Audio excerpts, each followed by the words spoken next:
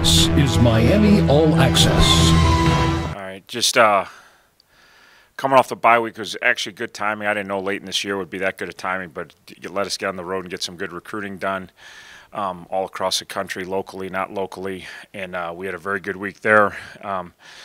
Had some time this weekend to do some other work towards our football program, which went very well, and kids are refreshed. I know we have some kids that are done for the year, which obviously a bye week doesn't help them, but all the other kids that were 60, 70, 80, 90% are really doing well, and we had a very good practice yesterday. Hopefully have a very good practice today and have their energy recharged. Central's a huge task. We've actually had extra time, obviously, to look at them. They beat the daylights out of Purdue, all right, and beat the daylights out of Northern Illinois. Offensively, I think they're the most complete offense we've seen, very similar to Western. Great running attack. Juniors and seniors up front, great running back. They've got the other Davis brother, the older Davis brother outside. Quarterback does a great job with the runs and the play actions and throwing the football. So they've really worn everybody out offensively, and obviously we got a huge challenge defensively. We're bound and determined, excited about the opportunity to play better than we played 2 weeks ago. Although I think it's a similar challenge. Hopefully we're going to play a lot better. We got some young kids that played in that game that are now going to get their second game under their belt and hopefully play some better football. Offensively, again, best D-line in the league. They're 300-pound kids inside and athletic, pretty special players. The one kid definitely is going to play on Sundays and probably be a fairly high draft choice. The defensive ends are big and physical. They're the biggest across the board. We've seen some big D-linemen, but not four. Their ends are long, athletic, and heavy, and their inside kids are long and really athletic. So their linebackers run downhill, play physical, and their secondary hasn't given up a lot even when they played some of the better teams early in the year. So it's a daunting task, and they're having a great year, and they've got a couple close defeats that they wish they would have had back against good teams, not against bad teams, but against really good teams. And they're obviously on the side of the league that's dominating right now on the tougher side this year. So we're excited about the opportunity. We're excited about going on the road, and it's a huge challenge, and it's another, for us, a test to kind of see where we're at. And, we've been up to the challenge for most year, but, last game we kind of got put on us, and we got to see how we're going to respond and bounce back, and it's going to be tough, but I'm excited to go up there and do it. That earlier with the health and everything, with the bye week, how important is it to get some of the guys that are kind of battling through injuries a week off?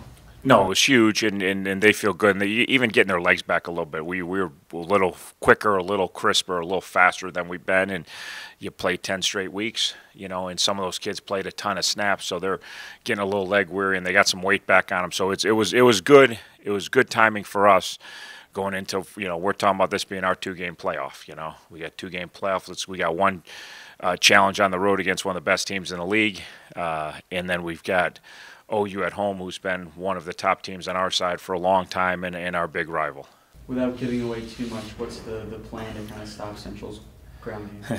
I don't know. There is no good plan. We'll put as many guys down the box as we can, but we do that already. So we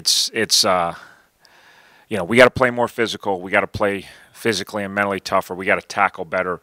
They're so big up front that they just get leaning on you and they move everybody, and then they're back. There's just a run I was watching this morning. I don't even know who was against it.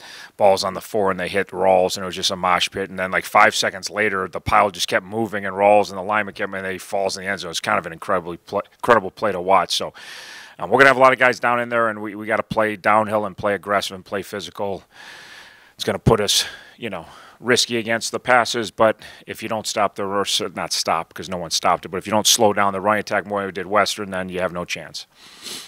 Had 2 of their not best weeks, past 2 games. How do you feel about the way that they've been preparing, and how do you think they'll play?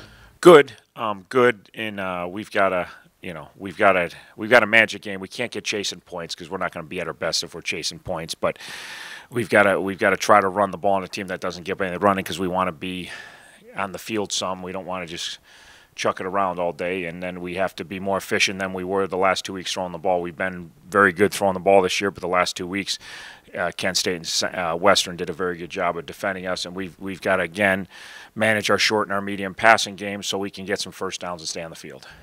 for the season, it's their final 2 games, their final road game. What's kind of their mindset right now, and what are you telling them? Well, for me, it's just about how you want to go out these last 2 games of your career, you know, your college career, your career at Miami, potentially your football career. I think there's a few kids in that group that are going to have a chance to make it to NFL camps and have a chance to play beyond college. But for the most of them, this is it. So your last road trip and your last home game against your big rival OU. So we've talked about the 2 games and how do you want the season to end? We've had a pretty good year as far as taking a giant step forward, and obviously last game was the worst game of the year, and we want to stop that trend and get back to where we're showing we're very competitive in this league against anyone. And you know, we've played 6 conference games, and 5 of them, you know, we've won 2, and 3 other ones we were in there with a chance to win the fourth quarter, and 1 we weren't. So we want to stop that trend and be in these last 2 games and have a chance and find a way to win them. How do you juggle kind of getting some of the guys that haven't played much this year some playing time, at the same time making sure the seniors play as much as? Yeah, we only have it's not that bad because we only have a few young guys, and really the offensive guys, the Hoveys and the Ryan Smiths and the Sam Martins, have played a ton. So I'm not as concerned. Tony Reed's the one guy in defense with Akeem, and Akeem's played a ton. And with Mwanza being out, he's played even more. And now, you know, Tony's played a ton on special teams. We'd like to get him a little bit more on defense, but he's playing behind Heath and Jarrell and Lowe and some guys that are older. So that's the only kid that we've really played that hasn't got a ton of work on his side of the ball, although he's played on every special team. So I think they've played. We'd obviously like to give him get opportunities, but we're approaching like, we're trying to win the game. And if playing the young guys gives us a better chance, we'll do that. But we're not going to play them just to, you know, we have plenty of time to worry about the future when the season ends. Thank you, guys.